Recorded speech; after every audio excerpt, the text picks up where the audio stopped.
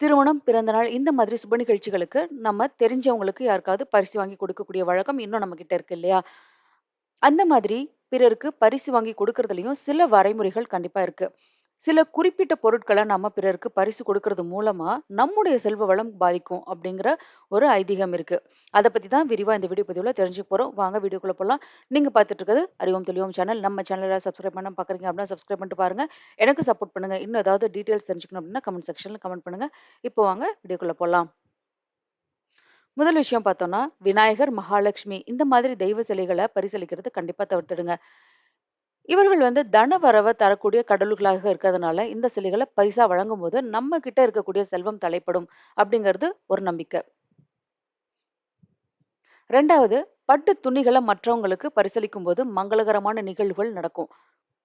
இதுவே கருப்பு நிற துணிகள மற்றவர்களுக்கு நம்ம பரிசா குடுக்குறோம் அப்படின்னா, சனி தோஷம் உண்டாகும்.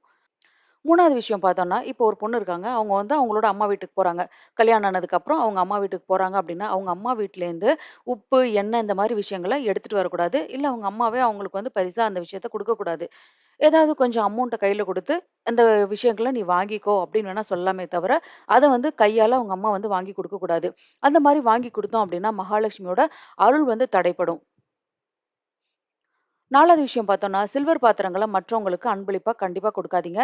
சில்வர் பொருட்கள் சனியோட ஆதிக்கம் நிறைந்தது அப்படிங்கிறதுனால, அத மற்றவங்களுக்கு அன்பளிப்பா குடுக்கறத தவிர்க்கிறது ரொம்பவே நல்லது.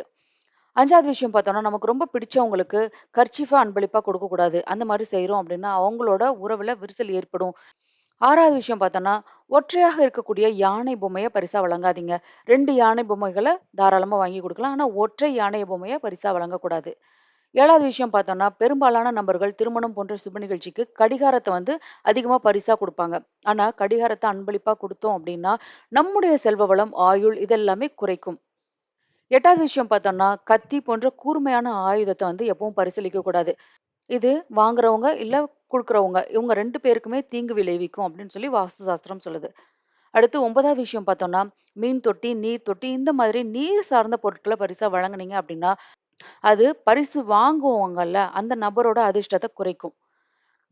இனிமே பரிசு வாங்குனீங்க, இல்ல பரிசு குடுக்குறீங்க அப்டின்னா, இதையெல்லாம் கவனத்துல வச்சுட்டு, அதுக்கு தகுந்த மாரி நீங்க என்ன கிஃப்ட் செலக்ட் பண்ணுமோ, அது மாரி கிஃப்ட் செலக்ட் பண்ணிக்கோங்க.